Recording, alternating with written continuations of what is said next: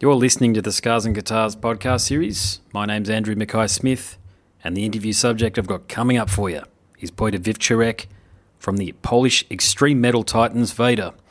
The reason for the conversation, well, that's to promote their new album for 2017. It's called The Empire. So let's have a listen to what Peter has to say. Here we go. Congratulations on The Empire. Would you say that the album consolidates the Vader sound, or were you reaching for some new territory? I think always pretty ready, to get new territory, but musically, I don't know. This is just like a next step in our discography, something which came pretty natural to us. Some people call this pretty much mixed of different style of extreme metal, including classic metal even. But to me, it came pretty natural. So I can define this album, from my point of view, as a composer. But however, people like that, so that's the most important. Well, just on that, people do like it because you are 11 albums into a career producing ferocious death metal, and Vader is known as having established the longest tenured career for an extreme metal band from Eastern Europe. So how do you feel when you look back on 30 years of recorded music history? I feel still all right. Yeah. And still ready for more. When we started in the beginning of '80s in Poland, especially when we started in Poland, that was something new, something fresh, something which was a kind of like a rebel yell for all of us.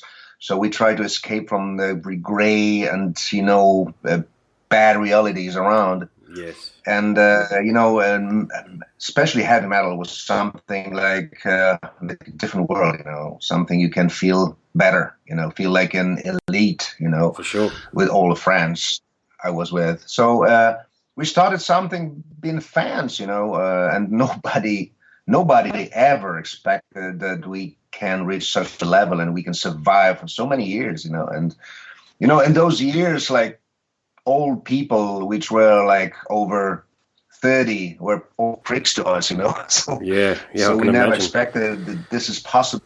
It's to create metal been over 30 years old is ever possible. This is also like that, and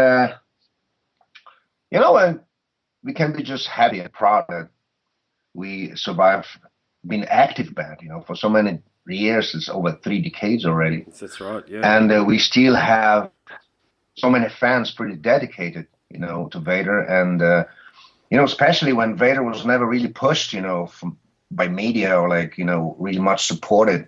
Yeah, and all the level we reached in all these years is because we active band and play a lot, and we respect people, and that's, in my opinion, that's why, Polish communist rule ended in 1989 and Vader started performing in the very early 80s.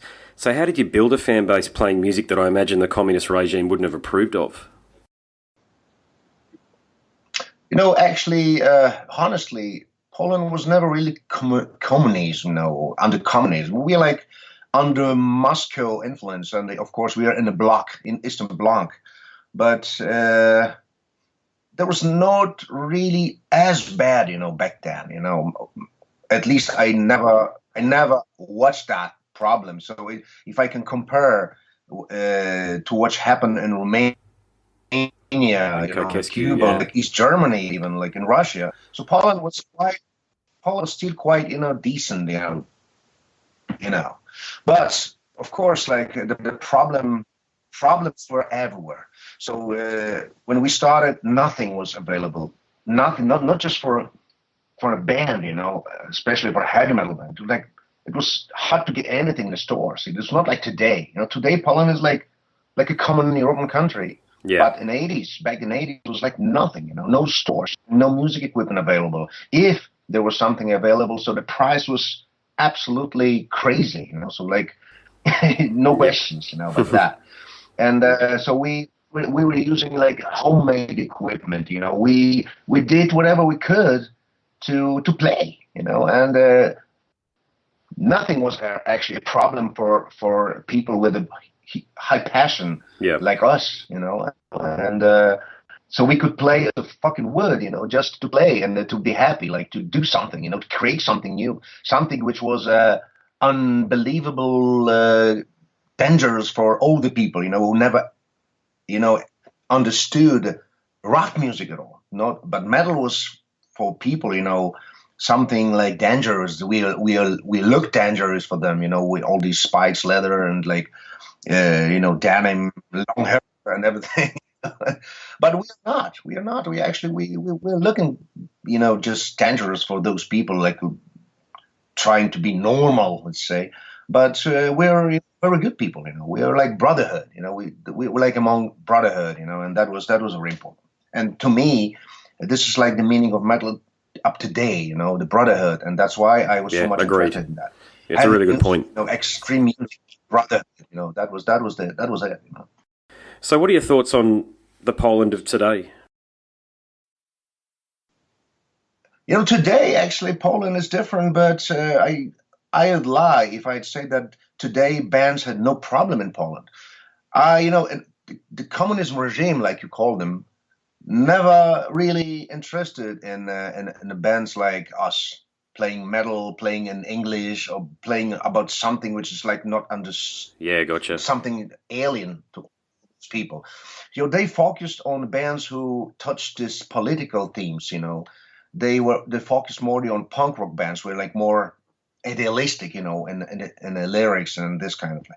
We were talking about like hell, devil. It's like they never like gave a fuck about that, So we could exist, with not really big problems there, except all those I mentioned before, the logistic problems. But today, when the church, the Christian church, is pretty much political movement in Poland. Mm-hmm. So the bands playing metal get more problems than back in the 80s, And I was going to ask you about that. Yeah, I think you're reading my mind, a lot of the questions I'm going to ask you, actually, because you're touching on a lot of the subjects. So is that right? I was going to ask you, do you think that scene was better to be in back in the day, or do you think it's improved, or is it neutral? It's hard to say as a band, as a man who play and exist as an artist and as a man in Poland. It's now absolutely gorgeous. It's good. It's everything you need to have. But politically, like if we're talking about censorship, Poland changed, but not all in a good meaning. Yeah. So all I mentioned about like the Christianity, I never was against the people's belief, but I always was against those who use people who believe. And actually, we're in such a situation at the moment. The politically, our government, which is pretty close to Christian church, mm-hmm. they rule together. They try to find and to blame anybody like for all these problems, and it's the easiest guys to blame is like metalheads or those who, for them, we're like devil worship because you look different. Don't even try to understand it. They don't even try to understand the meaning. They don't even try to understand this artistic, emotional. Or how to say, like how we express. This is like a way of expression for many of us, and they never try to understand it. So it's actually for bands like Vader, something never changed. So we live parallel to everything, to business, to politics. Yeah. We just exist aside, We do what we do, and we don't really try to explain. This what we do for those who don't even want to listen to us. I don't know how to explain this for you, but this is very special, very very special situation in Poland at the moment. It's good, but not in every. Yeah, no, I know. I think I know exactly what you're saying, and globally, I certainly was first aware of the band even here in Australia as early as 1995, and there are a lot of bands, particularly in Australia, globally too, but certainly in Australia, that list Vader as a significant influence. Are you aware of just how revered Vader is in the metal scene? Oh, God damn it! It's like I never even known about that. So that's nice. Thanks. But. You mean what do I know about Australia and the metal scene? No, it's Vader. I think you guys get a lot of respect because there's a perception that you went through a lot of hardship earlier on in your career and you just stuck it out, and you're able to produce uncompromising music from the early '80s. What can I say? Like I had I had my teachers, in metal scene. So I started with Black Sabbath, then I followed with Judas Priest, and Slayer. Everything was more like ever next step in a extremity. And it's good to know that Vader, in the meantime, became teachers for the next generation of metalheads. And that's good. That's a pretty natural way, and it means that we're not just band, we're just followers. We came from passion, and it's so good that people respect it, and like musicians, like new generation. At the moment, we play for probably the third generation of metalheads, the next one. So that means a lot to us, and I'm glad that we can be like a good start and and like an impression, for those who want to do something also, like we did in the past, That's a good thing. In 2005, Christoph passed away. How do you remember him? Because he seemed to be an integral member of the band's sound.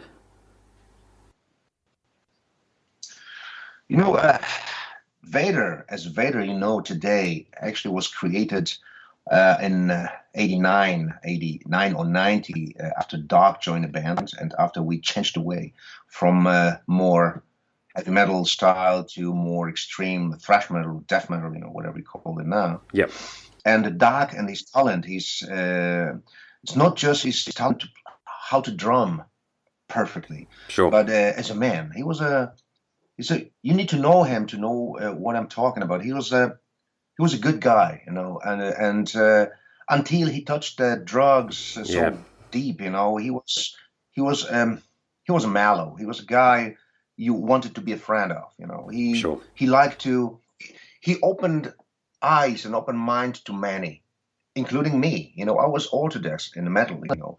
I never listened anything below Slayer and anything below something really more extreme. And actually, he was a guy who was really into metal music. He was extreme drummer, and he became a symbol for many like death metal drummers later on. But he was so much open-minded, for different kind of music, even to the music we took as a, let's say, enemy or like something like shit, bullshit, So it was Doc who opened mind and opened eyes to me to bands like Depeche Mode, to like excellent, great some band. Jazz music, Yep. And I can't call myself like a fan of everything. He was way more open-minded than me, even today. But he was like as a person and as an artist, he was a guy who made me a Peter of today, actually, And probably when he passed away, and that was the only time in my, let's say, career as a Vader member, as a Vader leader, that I was afraid of the future. Sure. Because we created Vader, and we both made it, happen, actually. And that was the first time I didn't know what is gonna be after. So what am I gonna do without him? And it was actually a little bit before. That was in a moment when I had to take a decision to continue and still to fight against his problem, against his weakness. Sure. Drugs. Because it took too long time. It took years. It was about probably like 4 or 5 years, maybe more, when we tried to do anything, just to keep him, in a band. But the situation went so wrong. So that was a decision to keep him and to go down together as a band, or just to quit, to split and to save the band, And that was the hardest decision, And I really believe that that shock, because he loved Vader. He loved different kind of music, but he loved Vader. Vader also created him as a band, as a drummer, as a person known in the world. But he couldn't find himself after drugs. He was just too weak, to fight it. So we tried to help him, but as far as he was still close to friends, let's say, and all those who shared the drugs with him, and that was really not possible. Yeah. And the only way, to fight this is just to escape far away, maybe to Australia, You know what I mean? It's just too far away from all Yeah, get these away from the people influence. Yeah. who are influencing to you. And so that was not possible for him. He loved people, he loved friends, and even with this problem. So that was the hard decision, and that was, as I said before, that was the hardest time to me as well. Yeah, I can appreciate that. No, thanks for giving a far-reaching response to that. And it kind of links into my next question too, which is that if it did all end tomorrow, do you think you've achieved everything you wanted to achieve as a musician and with Vader? I don't know. It's Vader's my life. After so many years, it's became a job. It became my life, my family, my everything. It was connected uh, closer or deeper or not with the band. So uh, talking about the future, I'm still talking about Vader. You've been listening to the Scars and Guitars podcast series. My name's Andrew Mackay-Smith, and that interview subject was Piotr Wiwczarek from the Polish extreme metal titans, Vader. Thanks so much for listening.